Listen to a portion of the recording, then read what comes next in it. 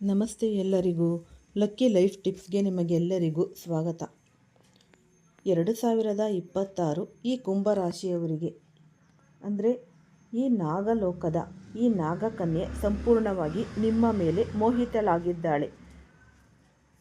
ಅಂದರೆ ಏನಪ್ಪ ನಾನು ನಿಮಗೆ ಸ್ಪಷ್ಟವಾಗಿ ಹೇಳಲು ಬಯಸುತ್ತೇನೆ ಅಂದರೆ ಈ ಬಹಳ ಶೀಘ್ರದಲ್ಲೇ ನಿಮ್ಮಿಬ್ಬರ ಭೇಟಿ ನಡೆಯಲಿದೆ. ಆದರೆ ಆ ಭೇಟಿ ನಿಮ್ಮ ಜೀವನಕ್ಕೆ ಎಷ್ಟು ಸರಿಯಾಗಿರುತ್ತೆ, ಎಷ್ಟು ತಪ್ಪಾಗಿರುತ್ತೆ ಎಂಬುದನ್ನು ನೀವು ಈ ಸಂಪೂರ್ಣ ಮಾಹಿತಿ ಫಸ್ಟಿಂದ ಹಿಡಿದು ಕೊನೆ ತನಕ ಸ್ಕಿಪ್ ಮಾಡ್ದಲೇ ನೋಡಿದ್ರೆ ನಿಮಗೆ ಉಪಯುಕ್ತವಾದ ಮಾಹಿತಿ ಲಭಿಸುತ್ತೆ.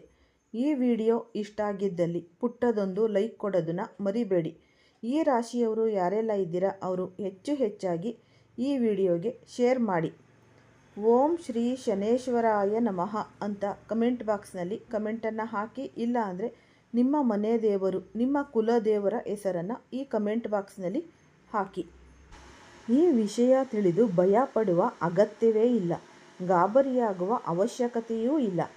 ಈ ಧನಾತ್ಮಕವಾಗಿರುತ್ತೆ ಈ ಸಂಪೂರ್ಣ ಮಾಹಿತಿ. ಅಂದರೆ ತುಂಬಾ ಶುಭ ಸುದ್ದಿ ಅಂತಲೇ ನಾವು ಹೇಳಬಹುದು. ಇದು ಸಂಪೂರ್ಣವಾಗಿ ಗ್ರಹ ಗೋಚಾರದ ಆಧಾರಿತವಾಗಿದ್ದು ನಿಮ್ಮ ರಾಶಿಗೆ ಬಹುಮಟ್ಟಿಗೆ ಸರಿಯಾಗಿರುತ್ತೆ. ಆದರೆ ನಾನು ಮೊದಲೇ ಒಂದು ವಿಷಯವನ್ನು ನಿಮಗೆ ಸ್ಪಷ್ಟಪಡಿಸಲು ಇಷ್ಟಪಡ್ತೀನಿ. ಇಲ್ಲಿ ಹೇಳಲಾಗಿರುವ ಮಾಹಿತಿಗೆ ವೈಜ್ಞಾನಿಕ ಈ ದೃಢೀಕರಣ ಇಲ್ಲ. ಆದರೆ ಈ ವೇದಶಾಸ್ತ್ರಗಳು ಮತ್ತು ಈ ಜ್ಯೋತಿಷ್ಯ ಶಾಸ್ತ್ರಗಳ ಪ್ರಕಾರ ಈ ವಿಚಾರಗಳನ್ನು ಸತ್ಯವೆಂದು ಪರಿಗಣಿಸಲಾಗುತ್ತೆ. ನಂಬಿಕೆ ಇರುವವರು ಮಾತ್ರ ಈ ವಿಡಿಯೋವನ್ನು ಗಂಭೀರವಾಗಿ ವೀಕ್ಷಿಸಿ. ಉಳಿದವರು ಇದನ್ನು ಈ ಮನರಂಜನೆಯ ರೂಪದಲ್ಲೂ ನೀವು ನೋಡಬಹುದು. ಈಗ ನಿಮ್ಮ ಜೀವನದಲ್ಲಿ ಈ ಸಂಪತ್ತಿನ ಯೋಗ ಪ್ರಾರಂಭವಾಗ್ತಿದೆ. ಎಲ್ಲೆಡೆ ನಿಮಗೆ ಸಂತೋಷವೇ ಸಂತೋಷ ಅನ್ನೋದು ಸಿಗಲಿದೆ. ಈ ಪವಿತ್ರ ಧನುರ್ಮಾಸವು ನಿಮ್ಮೆಲ್ಲರಿಗೂ ಅತ್ಯಂತ ವಿಶೇಷ ಮತ್ತು ಮಹತ್ವದ್ದಾಗಿದೆ. ನಿಮಗೆ ಸ್ಪಷ್ಟವಾಗಿ ತಿಳಿಯಪಡಿಸುತ್ತೇನೆ. ನಿಮ್ಮ ಜೀವನವನ್ನು ಸಮೃದ್ಧಗೊಳಿಸಲು ಪೂರ್ಣ ಸಿದ್ಧತೆಯಲ್ಲಿ ಇದ್ದಾರೆ. ನೀವು ಬಹಳ ಕಾಲ ಈ ದುಃಖಭರಿತ ಜೀವನವನ್ನು ನಡೆಸಿದ್ದೀರಿ. ಅನೇಕ ಕಷ್ಟಗಳು, ತೊಂದರೆಗಳನ್ನು ಸಹಿಸಿದ್ದೀರಿ. ಆದರೆ ಈಗ ಆ ಸಮಯ ಮುಕ್ತವಾಗುತ್ತಿದೆ. ಮುಂದೆ ನಿಮಗೆ ಈ ಕಷ್ಟ ಅನುಭವಿಸುವ ಅಗತ್ಯವೇ ಇಲ್ಲ. ಒಂದು ಕಾಲದಲ್ಲಿ ನಿಮ್ಮ ಶತ್ರುಗಳು ನಿಮ್ಮನ್ನು ಈ ಹಾಸ್ಯ ಮಾಡುತ್ತಿದ್ದರು, ಈ ದುರ್ಬಲ ಎಂದುಕೊಂಡಿದ್ರು, ನಿಮ್ಮನ್ನು ಅವಮಾನ ಮಾಡಲು ಪ್ರಯತ್ನಿಸುತ್ತಿದ್ರು ಅನ್ನೋದಕ್ಕಿಂತ ಪ್ರಯತ್ನ ಮಾಡೇ ಇದ್ದಾರೆ. ಆದರೆ ಈಗ ಕಾಲ ನಿಮ್ಮ ಪರವಾಗಿದೆ. ಶೀಘ್ರದಲ್ಲೇ ನೀವು ಎಲ್ಲ ದುಃಖಗಳ ಕೆಸರಿನಿಂದ ನೀವು ಹೊರಬರಲಿದ್ದೀರಿ. ಯಾವಾಗ ವ್ಯಕ್ತಿಯ ಭಾಗ್ಯ ಬದಲಾಗುತ್ತಿದೆಯೋ ಆಗ ದೇವರು ಅವನನ್ನು ಯಾವುದೋ ರೂಪದಲ್ಲಿ ಪರೀಕ್ಷಿಸುತ್ತಾರೆ. ಇದು ಪ್ರತಿಯೊಬ್ಬರ ಜೀವನದಲ್ಲೂ ಕಂಡುಬರುವ ಒಂದು ಸತ್ಯ. ನಿಮ್ಮ ಜೀವನದಲ್ಲೂ ಈ ಸ್ಫಟಿಕ ಪರೀಕ್ಷೆ ಅನ್ನೋದು ನಡೆಸಲಿದ್ದಾರೆ. ಅದು ಯಾವಾಗ ಬೇಕಾದರೂ ಬಂದು ಬಿಡಬಹುದು. ಆದ್ದರಿಂದ ನೀವು ಈ ವಿಡಿಯೋವನ್ನು ತಡ ಮಾಡದೆ ಈಗಲೇ ಸ್ಕಿಪ್ ಮಾಡ್ದಲೇ ಇದನ್ನು ನೋಡಿ. ನಾವು ಅನೇಕ ಬಾರಿ ತಿಳಿಯದೆ ತಪ್ಪು ಮಾಡಿರ್ತೇವೆ. ಈ ವಿಷಯಗಳನ್ನು ಕಡೆಗಣಿಸುವ ಅಭ್ಯಾಸವೂ ಇರುತ್ತೆ. ಈಗಲೇ ನಿಮ್ಮನ್ನು ನೀವು ಸರಿಪಡಿಸಿಕೊಳ್ಳಿ. ಈ ಧನುರ್ಮಾಸ ಸಾಮಾನ್ಯವಾದ ತಿಂಗಳಲ್ಲ. ಇದು ಅತ್ಯಂತ ಪವಿತ್ರ ಮತ್ತು ನಿರ್ಣಾಯಕ ಕಾಲವಾಗಿದೆ. ಈ ಸಮಯದಲ್ಲಿ ಯಾರೇ ನಿಮಗೆ ಮನೆಗೆ ಬಂದರೂ, ಒಳ್ಳೆಯವರಾಗಿರಲಿ ಅಥವಾ ಈ ಕೆಟ್ಟವರಾಗಿರಲಿ, ಈ ಬಡವರಾಗಿರಲಿ, ಶ್ರೀಮಂತರಾಗಿರಲಿ, ಎಲ್ಲರಿಗೂ ಸಮಾನ ಗೌರವ ನೀಡಿ. ಈ ಶಾಸ್ತ್ರಗಳು ಮತ್ತು ಅನುಭವಗಳು ಹೇಳುವುದೇನೆಂದರೆ ದೇವರು ಪರೀಕ್ಷೆ ಮಾಡಲು ಬಡವರ ರೂಪದಲ್ಲಿ, ಈ ದುರ್ಬಲರ ರೂಪದಲ್ಲಿ ಬಂದು ಬಿಡ್ತಾರೆ. ಈ ಸಮಯದಲ್ಲಿ ಯಾವುದೇ ಒಂದು ತಪ್ಪು ಆಗಲೇಬಾರದು. ನೀವು ಯಾರನ್ನಾದರೂ ಅವಮಾನಿಸಿದರೆ, ನಿರ್ಲಕ್ಷಿಸಿದರೆ ಈ ನಂತರ ಪಶ್ಚಾತ್ತಾಪ ಮಾತ್ರ ಉಳಿಯುತ್ತೆ. ಈಗ ನಿಮ್ಮ ಕೈಯಲ್ಲಿ ಸಮಯವಿದೆ. ಸಂಪೂರ್ಣ ಮಾಹಿತಿಯನ್ನು ನೀವು ಅರ್ಥ ಮಾಡಿಕೊಳ್ಳಿ. ನಾನು ನಿಮಗೆ ಒಂದು ಅತ್ಯಂತ ಗಂಭೀರವಾದ ಈ ವಿಷಯ ಹೇಳಲು ಹೋಗುತ್ತಿದ್ದೇನೆ. ಈ ನಾಗಲೋಕದ ಈ ನಾಗಕನ್ಯೆ ನಿಮ್ಮ ಪೂರ್ವಜನ್ಮದ ಈ ಪ್ರೇಯಸಿಯಾಗಿದ್ದಳು. ಆ ಜನ್ಮದಲ್ಲಿ ನಿಮ್ಮಿಬ್ಬರ ಮಧ್ಯೆ ಅತ್ಯಂತ ಆಳವಾದ ಪ್ರೀತಿ ಇತ್ತು. ಈ ಜನ್ಮಾಂತದವರೆಗೂ ಮುಂದುವರಿಯುವ ಪ್ರೀತಿ. ಈ ಜನ್ಮದಲ್ಲೂ ನೀವು ಈ ಸಂಬಂಧ ಅನ್ನೋದು ಜೋಡಿಸಬೇಕೆಂದು ಬಯಸುತ್ತಿದ್ದರೆ ನಿಮ್ಮ ಜೋಡಿ ಎಲ್ಲರಿಗಿಂತ ಭಿನ್ನ ಮತ್ತು ವಿಶೇಷವಾಗಬೇಕೆಂಬುದು ಅವರ ಇಚ್ಛೆ. ಅದಕ್ಕೆ ಈ ನಾಗಲೋಕದ ಈ ನಾಗಕನ್ಯೆ ಆಕರ್ಷಿತಳಾಗುತ್ತಾಳೆ. ಇದು ಯಾವುದೇ ಒಂದು ಸಾಮಾನ್ಯ ಕಾರಣದಿಂದಲ್ಲ. ಇದು ಈ ಕಾಳಭೈರವೇಶ್ವರನ ಆದೇಶ ಮತ್ತು ಇಚ್ಛೆಯಿಂದ ನಡೆಯುತ್ತೆ. ಮಹಾದೇವರು ನಿರ್ಧರಿಸಿದರೆ ಅದು ಆಗಲೇಬೇಕು. ಯಾರೂ ತಡೆಯಲು ಸಾಧ್ಯವಿಲ್ಲ. ನೀವಿದನ್ನು ಅರ್ಥ ಮಾಡಿಕೊಂಡಿರುತ್ತೀರಿ. ಏಕೆ ಈ ನಾಗಲೋಕದ ಈ ನಾಗಕನ್ಯೆ ಆಕರ್ಷಿತಳಾಗುತ್ತಾಳೆ ಎಂದು. ಸಾಮಾನ್ಯವಾಗಿ ಇದು ನಡೆಯುವುದಿಲ್ಲ. ಆದರೆ ನಿಮ್ಮ ವಿಷಯದಲ್ಲಿ ಆ ಕಾಳಭೈರವನ ವಿಶೇಷ ಕೃಪೆ ಇದೆ. ನೀವು ಮಾಡಿದ ಭಕ್ತಿ, ಸಮರ್ಪಣೆ, ನಂಬಿಕೆ ಮತ್ತು ಈ ಸಾಧನೆಯ ಫಲ ಮತ್ತೊಮ್ಮೆ ನಿಮಗೆ ಈ ಭರವಸೆ ಅನ್ನೋದು ಕೊಡ್ತಾರೆ. ಇಲ್ಲಿ ಭಯಪಡುವಂಥದ್ದೇನೂ ಇಲ್ಲ. ನಿಮ್ಮ ಭೇಟಿಯು ಸಂಪೂರ್ಣ ಮಾನವ ರೂಪದಲ್ಲೇ ನಡೆಯುತ್ತೆ. ಯಾವುದೂ ಭಯಾನಕವಾಗಿರುವುದಿಲ್ಲ. ಕೆಲವು ಸಮಯ ನಿಮ್ಮ ಮುಂದೆ ಯಾರಿದ್ದಾರೆ ಎಂಬುದನ್ನು ನೀವು ಅರಿಯಲು ಸಾಧ್ಯವಾಗುವುದಿಲ್ಲ. ಏಕೆಂದರೆ ಎಲ್ಲವೂ ಕೂಡ ಸಹಜವಾಗಿಯೇ ನಡೆಯುತ್ತೆ. ನಿಮ್ಮ ಕರ್ತವ್ಯ ಒಂದೇ. ನಿಮ್ಮ ವರ್ತನೆಯನ್ನು ಶುದ್ಧವಾಗಿಟ್ಟುಕೊಳ್ಳಿ. ಯಾರನ್ನೂ ನೋಡಬೇಡಿ, ಯಾರನ್ನೂ ತಿರಸ್ಕರಿಸಬೇಡಿ.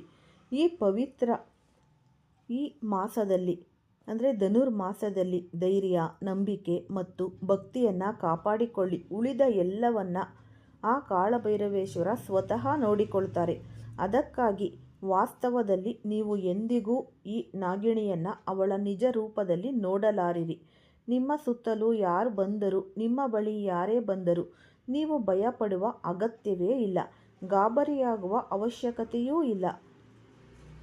ಮಾನ್ಯತೆಗಳ ಪ್ರಕಾರ ನೀವು ಹಿಂದಿನ ಜನ್ಮ ಈ ನಾಗಲೋಕ ಅಥವಾ ಬೇರೆ ಯಾವುದಾದರೂ ನೀವು ಸ್ತ್ರೀಯರೊಂದಿಗೆ ಸಂಬಂಧಿಸಿದೆ ಎಂದು ಪರಿಗಣಿಸಬಹುದು. ಆದರೆ ಈ ಜನ್ಮದಲ್ಲಿ ನೀವು ಒಬ್ಬ ಮನುಷ್ಯರಾಗಿದ್ದೀರಿ ಮತ್ತು ಮನುಷ್ಯರಾಗಿರುವುದರಿಂದ ಭಯವಾಗುವುದು ಸಹಜ.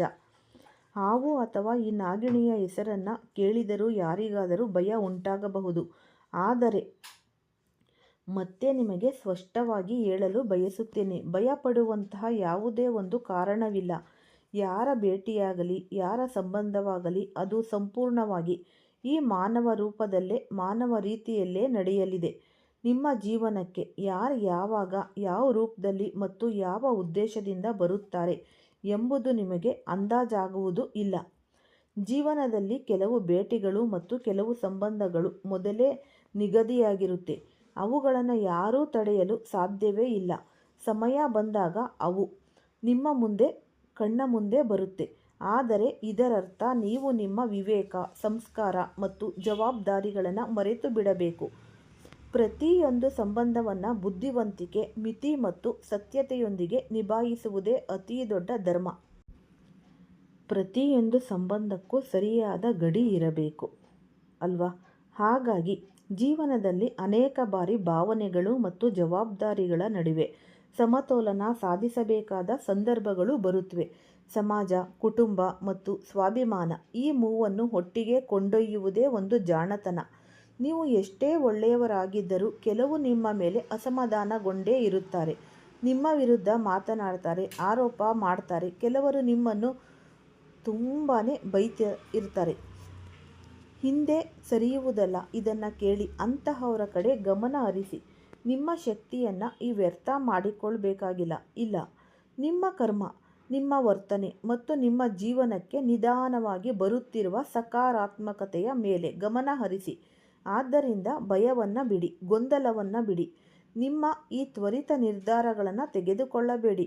ಶಾಂತಿ, ಸಹನೆ ಮತ್ತು ವಿವೇಕದೊಂದಿಗೆ ಮುಂದೆ ಸಾಗಿರಿ.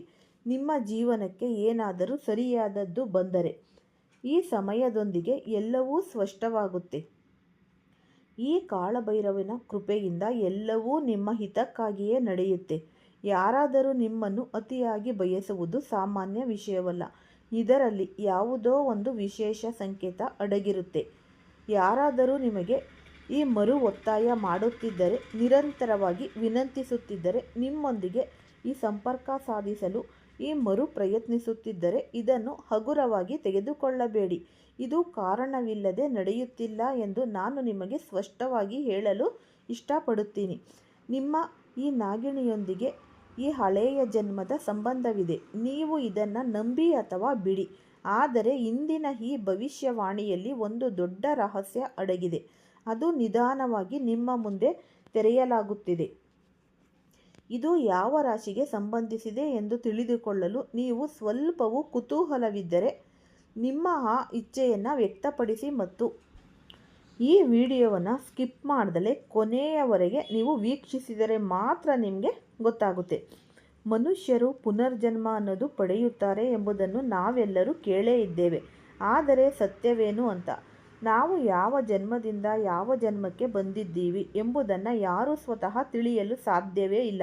ಇಂತಹ ವಿಷಯಗಳನ್ನು ಸಾಮಾನ್ಯವಾಗಿ ಜ್ಯೋತಿಷ್ಯರು ಅಥವಾ ಈ ಭವಿಷ್ಯವ್ಯಕ್ತರು ಮಾತ್ರ ಹೇಳಬಲ್ಲರು.